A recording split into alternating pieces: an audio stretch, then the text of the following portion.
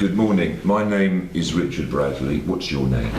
Good morning. My name is José Luis Martinez. Okay, so you are José Luis Martinez Redondo. Yes. And you're doing ISE III. Yes, fantastic. that's me. Could I have your ID card? Yes, please. Thank you very much. That's lovely, thank you very much. Now, José, we'll start with the topic presentation. What's the title of your topic? Well, the title of my topic is Can We Ever Be Too Old to Learn a Language? And have you got a handout for me? Yes, this is for you. Lovely, thank you very much. While you're talking, you may see me writing notes. Don't worry, I'm not assessing your language. I'm just writing notes to help us with our discussion of your topic. Okay. Perfect. Now, you're going to talk for 4 minutes. I'm going to put on a timer. All right. Which it should help you plan your talk. Are you ready? Yes, I am. So please begin. Okay. So we know that a lot of people claim that learning a second language is essential when you're a child. And that might be true. It's a well-known fact that we know. Because children may have for children, it may be easier to learn certain aspects of language, such as phonology, syntax, or grammar. But the reason for my talk and the reason why I chose this topic is because certain studies, recent studies, have shed light of the importance of speaking another language, a foreign language, no matter the age at which you learn these languages. So I will start by mentioning the results of 2 studies, one carried out by Dr. Thomas Bach at the University of Edinburgh, and another one published in the Journal of the American Academy of Neurology. So the first one, as I told you, was carried out by Dr. Thomas Bach in the University of Edinburgh. And what the study revealed was that bilingual individuals were able to delay the onset of neurodegenerative diseases such as Alzheimer or different types of dementia if they learned a second language, a foreign language. And it doesn't matter the age at which they learned this language, maybe it was during their retirement or in their childhood, but the positive side was that the cognitive abilities were maintained in later life. This proves that common knowledge that if you're a child you should start learning a language. And then the other research was published in the Journal of the American Academy of Neurology, and it gave some more specific data about how important this is. It showed that bilingual individuals were able to delay the development of these diseases 4.5 years, whereas people speaking only a language suffered from these diseases earlier in life. So, is it all just benefits for children? Well, we could say that adult learners, older learners, they also have an advantage when they learn a foreign language. They may not have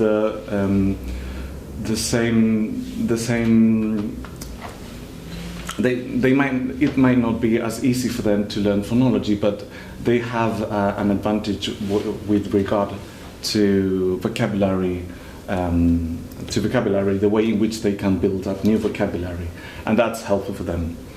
So just to conclude, I would like to finish saying that many people might believe that it's better to learn a language as a child, but what these 2 studies shows us is that the importance that this new language represents for our adult life is much greater than we might think, or we have the clue, we have the evidence to believe that. So maybe it would be a good opportunity to start blowing off the dust of your old French, Spanish or German notebooks from high school. And if you have any questions, I would be more than pleased to answer any of them. Thank you very much. I have got some questions, and I'd like to discuss some of the points that you've made. It was very interesting. Can we ever be too old? You talked about the advantages cognitively of studying another languages, but in all this research, is there any evidence that a person of any age is capable of learning a new language? Well, yes. I mean, according to these research and previous ones, what we know is that, of course, children have the advantage of, well, their brain is completely empty, and they can fill this. They can fill it with new knowledge, both. It can be in Spanish, in English, in any language. So an older person with a brain that's pretty full has still got the space to learn a language? Yeah, it has got space, although it takes more time due to the plasticity of our brains. Yeah. At the beginning of your talk, you said children learn grammar more easily than adults. I found that a bit surprising. Yeah, maybe. I mean, what evidence suggests mostly is that the most complex aspects of languages are sometimes easier to grasp when you're younger. And you also said that adults have an advantage regarding learning vocabulary. Yes. I'd have thought it would have been the opposite way around. Yeah, maybe I didn't make my point very clear there. But, the brain of an adult has got all the concepts and the knowledge of the world, the lexis, the vocabulary. So the only thing they have to do is to make that connection to the new language. Do you think, for example, why do you think that children may have? Why do you think it might be easier for children to learn new concepts? I think it would be the other way around. Well, I think it's probably to do with what you mentioned about having lots of empty space in their brain to fill, and people often they'd say that children's brains are like sponges. Yeah, that's true. That's true. But I think that learning a new concept might be even more difficult than just link your previous knowledge. And perhaps you're right. Perhaps learning grammar is children find it easier because they're not struggling with the grammatical concept. They're just learning it and using it in a natural way. Having obviously done lots of research into second language learning and acquisition, do you wish that you'd started a bit earlier, possibly? Well, I don't know. I don't know if I would like to have started earlier. The thing is that I don't think it's that important the age at which you start, but the methodology that you have and the way in which you learn a new language. I think that children should be immersed in a second language environment as soon as possible.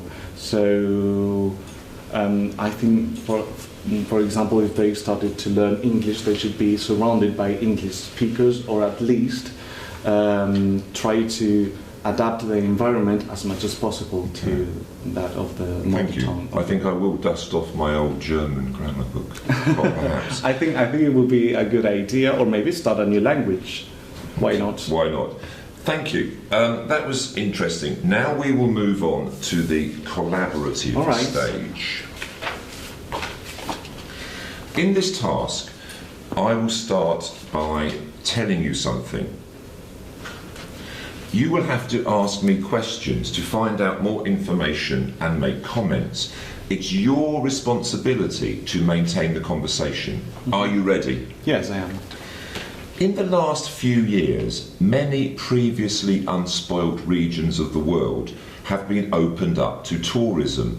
I'm concerned about the long-term effects of all this. Well, why is that? Why are you worried about this? Is it because maybe people are destroying these naturally preserved areas? It does worry me that these wildernesses, for example, are being destroyed, but I'm more concerned about the people who live there, the indigenous people who live All in right. these regions. Okay, I understand it. Well, I see your point, and I think you have reasons to be worried about. I will be worried myself as well. But maybe what you're leaving out is the possible benefits that these opening to the world, this openness to the world might bring to the indigenous people of these places. Don't you think so? I think that there are always two sides of an argument, but I think probably the disadvantages outweigh the advantages.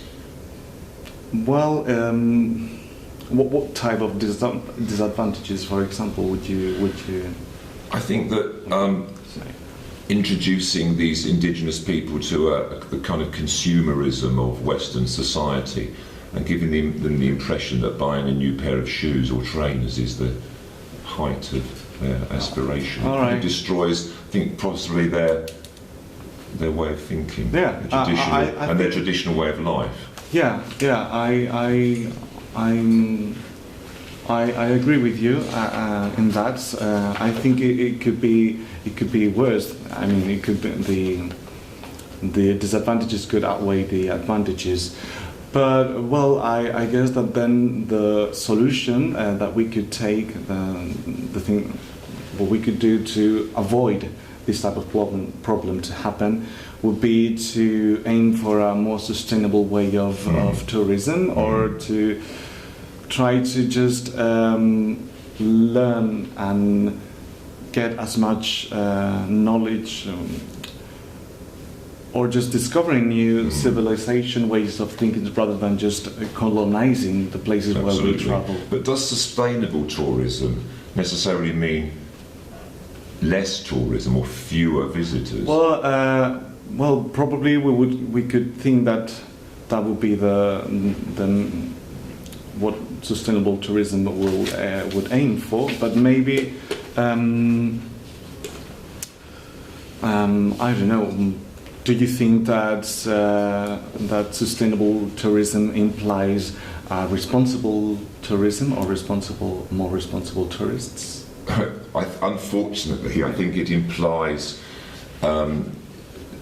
these areas of the world only being visited by the ultra rich or the super rich people. Unfortunately, I mean, you might have a point there. Yes. Thank you very much All right. for discussing that. Now we will move on to the conversation stage. I'd like to talk about competitiveness. I read in the newspaper the other day that some primary schools in London have banned all competitive games. I was rather surprised by that. Well, I would be also.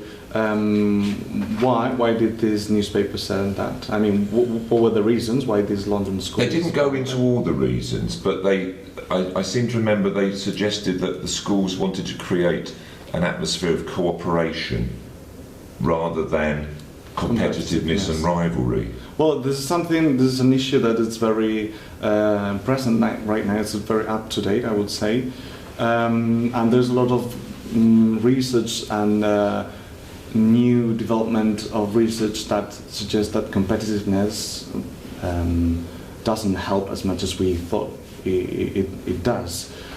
And what do you feel about that? Well, I feel I have crossed feelings, because on one side I think that competitiveness may help individuals, may help people to push themselves and try to improve themselves. Exactly. But on the other side, maybe if we take competitiveness to a very high level, it could even diminish the ability for some people to. It could do, but if imagine Don't you think so? Yeah. Imagine you'd been playing in a football match the other day. Yeah. But actually, there were no goals. You know, it was just messing around. Yeah. What would the experience have been like? Well, it would have been like that. Well, why am I playing this? Because, of course, what's the aim of it? I think that even though we might we might think that more cooperative subjects are more important in the school curriculum. Maybe Yeah. it's important to bear in mind that having goals is important to set different goals for us. I think that's very important because otherwise we don't know where we're going to. Setting personal goals. Yeah, certain involves personal goals some kind or of competitiveness. Yes, I would say so. Yes, so maybe that. So measure, I'm finding it difficult to establish any common ground with the views of, I don't know, the government ministers who decided this. Yeah, maybe what they were thinking of was to ban this extreme competitiveness, but I would, after what we're discussing right now, I would say that maybe competitiveness wouldn't be as dangerous as they might think it is. So maybe that measure was a bit too excessive. I do agree with you on that. Thank you very much. Now we're going to move on to the listening task. Right. Okay. You are going to hear part of a radio programme about books. You will hear it twice. The first time, just listen. Then I will ask you to summarise the talk in 1 or 2 sentences. Are you ready? Yes, I am. Okay. ISE 3. Task 1. In my recent book, I discussed the subject of routine and the effect it has on our lives. Actually, my original idea was to look at the working methods of successful creative people like writers and artists to see if there were any helpful lessons to be drawn. The more people I examined, the clearer it became that there was one thing the vast majority of them had in common. They had a regular working routine and stuck to it strictly, even obsessively. Their habits and routines often ended up being more like rituals. To take one example, the composer Beethoven apparently used to start each day with a cup of strong coffee made with exactly 60 coffee beans, which he insisted on counting out personally, and that's by no means the oddest ritual I discovered. Obviously, we don't all have to behave like that, but it does appear that routine is something most of us need. Most humans function better when they have some kind of structure to their lives. In fact, without routines for day-to-day activities, nothing much would get done. Transport wouldn't run on time, schools and workplaces would be in a permanent state of chaos, and so on. So society as a whole seems to favour or even require people with regular lifestyles. But there's a growing body of research suggesting that too much routine is bad for personal well-being. And it's this aspect that much of the book is concerned with. Breaking up your routine and doing something new, it appears, increases your happiness. It's not just a case of getting bored. Routine also increases our sense of time passing by too quickly. When nothing new is happening, we're not so conscious of events and simply don't notice the days and weeks slipping away. There's also an interesting connection between time and memory, or more exactly, 2 kinds of connection. Firstly, a lot of what people accept as naturally increasing forgetfulness as they get older is actually more to do with their lives becoming predictable. It's not so much that they forget things that have happened, but that they didn't really notice them in the first place because they'd become so automatic. The other thing that strikes a chord with me as I get older is the explanation for why childhood memories seem so vivid. When you're young, everything is new and your brain is working overtime to take everything in, so your impressions of events are much more memorable. What we need to do is to try and recapture that sense of newness by disrupting routines and actively seeking out new experiences. Okay. Can you tell me in 1 or 2 sentences what the speaker was talking about? Well, the speaker was talking about a new book he wrote, focusing on the need we have for routines and how they help us in some aspects of our life, but how breaking with these routines may be helpful for us as well. Thank you very much. Now I'm going to give you some paper. Now, please listen to the talk again. This time, make some notes on your worksheet as you listen, if you want to. Then I'll ask you to tell me the different ways the speaker evaluates the need for routine in our lives and whether you think he comes to a conclusion. All right. Okay. In my recent book, I discussed the subject of routine and the effect it has on our lives. Actually, my original idea was to look at the working methods of successful creative people like writers and artists to see if there were any helpful lessons to be drawn. The more people I examined, the clearer it became that there was one thing the vast majority of them had in common. They had a regular working routine and stuck to it strictly, even obsessively. Their habits and routines often ended up being more like rituals. To take one example, the composer Beethoven apparently used to start each day with a cup of strong coffee made with exactly 60 coffee beans, which he insisted on counting out personally, and that's by no means the oddest ritual I discovered. Obviously, we don't all have to behave like that, but it does appear that routine is something most of us need. Most humans function better when they have some kind of structure to their lives. In fact, without routines for day-to-day activities, nothing much would get done. Transport wouldn't run on time, schools and workplaces would be in a permanent state of chaos, and so on. So, society as a whole seems to favour, or even require, people with regular lifestyles. But there's a growing body of research suggesting that too much routine is bad for personal well-being. And it's this aspect that much of the book is concerned with. Breaking up your routine and doing something new, it appears, increases your happiness. It's not just a case of getting bored.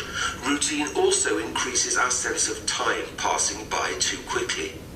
When nothing new is happening, we're not so conscious of events and simply don't notice the days and weeks slipping away. There's also an interesting connection between time and memory, or more exactly, two kinds of connection. Firstly, a lot of what people accept as naturally increasing forgetfulness as they get older is actually more to do with their lives becoming predictable. It's not so much that they forget things that have happened, but that they didn't really notice them in the first place because they've become so automatic. The other thing that strikes a chord with me as I get older is the explanation for why childhood memories seem so vivid. When you're young, everything is new and your brain is working overtime to take everything in, so your impressions of events are much more memorable. What we need to do is to try and recapture that sense of newness by disrupting routines and actively seeking out new experiences. Okay. Now tell me the different ways the speaker evaluates the need for routine in our lives and whether you think he comes to a conclusion. You have 1 minute. I'll put on the timer to help you. Thank you. Well, the speaker evaluates different ways in which routines are helpful to us.